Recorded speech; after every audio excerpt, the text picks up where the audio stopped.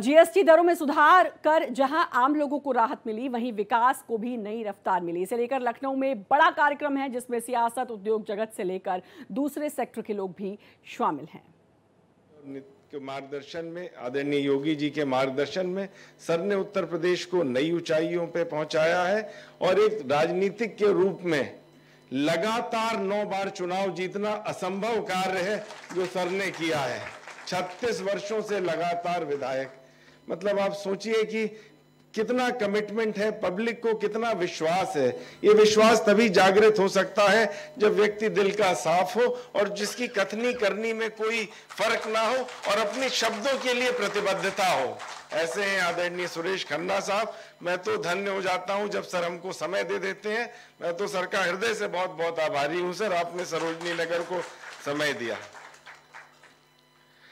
GST और जितने हमारे व्यापारी बंधु बैठे हैं, आप असली साइलेंट आर्मी हैं हिंदुस्तान की, इकोनॉमिक आर्मी आप हैं। आपके कारण फेडरलिज्म के बाद 17 जो हमारे स्टेट के लॉस थे, 13 जो हमारे सेस होते थे, 30 चीजें खत्म हुई, एक जीएसटी आया, 4 स्लैब्स थे, प्रोसेसेस सिंप्लीफाई हुए, स्लैब्स कम हुए, 2 स्लैब्स में आ गए हैं। और हम लोग का सबका विजन है, माननीय खन्ना जी बैठे हैं, आदरणीय योगी जी, आदरणीय मोदी जी, सबका विजन है कि किस तरह से बिजनेस को हम प्रमोट करें। लगातार सबका प्रयास यही रहता है, प्रोसेसेस सिंप्लीफाई होने चाहिए, सिंगल विंडो क्लियरेंसेस होने चाहिए। अब इंस्पेक्टर राज, लाइसेंस राज की जगह पोर्टल राज की ओर हम लोग चल रहे हैं कि सिंगल पोर्टल होना चाहिए, सारे टाइम बाउंड क्लियरेंसेस होने चाहिए, ऑटोमेटिक अप्रूवल्स होने चाहिए, आपके सेल्फ डिक्लेरेशंस को मान्यता मिलनी चाहिए। और जितने भी हमारे पार्क स्थापित हों, इंडस्ट्रियल पार्क्स, वहां पे प्लग एंड प्ले होना चाहिए।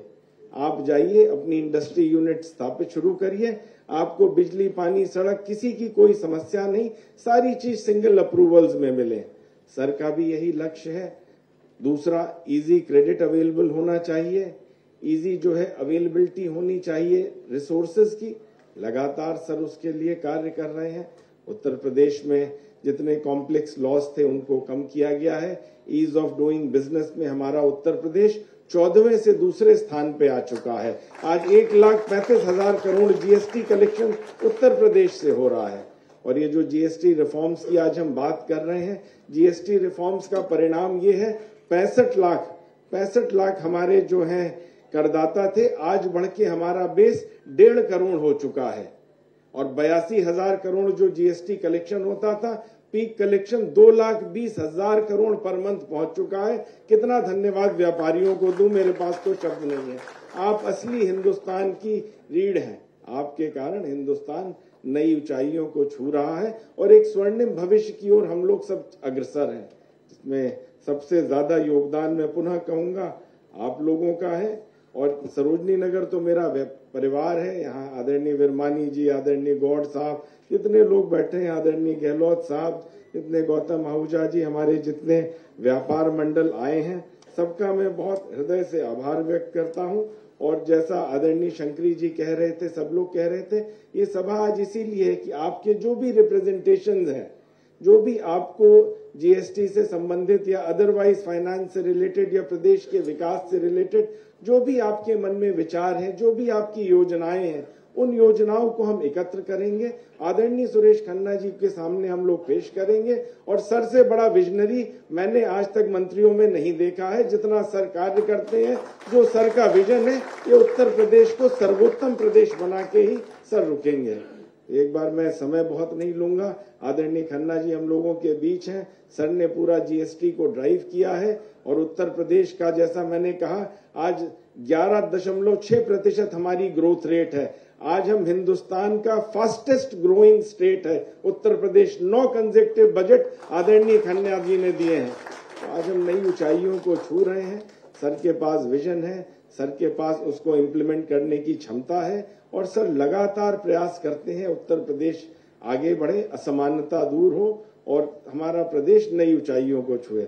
एक बार सबका बहुत बहुत स्वागत, वंदन, अभिनंदन, सबको बहुत बहुत धन्यवाद देता हूं और इसके बाद सर का बहुत बहुत पुनः आभार व्यक्त करता हूं। Thank you so much. धन्यवाद विधायक जी आपके इस भव्य आयोजन के लिए। और मैं अब अनुरोध करूंगा आज के मुख्य अतिथि आदरणीय श्री वित्त मंत्री श्री सुरेश खन्ना से कृपया हमें आशीर्वचन देने का प्रस्ताव।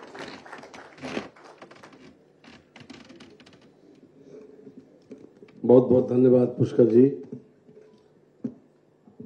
आज के इस कार्यक्रम के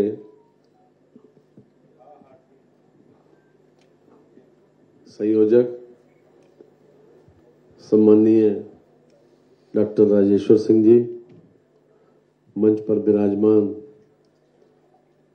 सम्माननीय श्री आनंद स्वरूप जी, सम्माननीय श्री निगम साहब, हमारे व्यापार मंडल के सम्माननीय श्री मिश्रा जी, सम्माननीय खालिद साहब, सम्माननीय अवस्थी जी और हमारे बहुत पुराने मित्र और साथी सम्माननीय वीरेंद्र तिवारी जी, यहाँ पर उपस्थित सभी सम्मानित बहनों और भाइयों,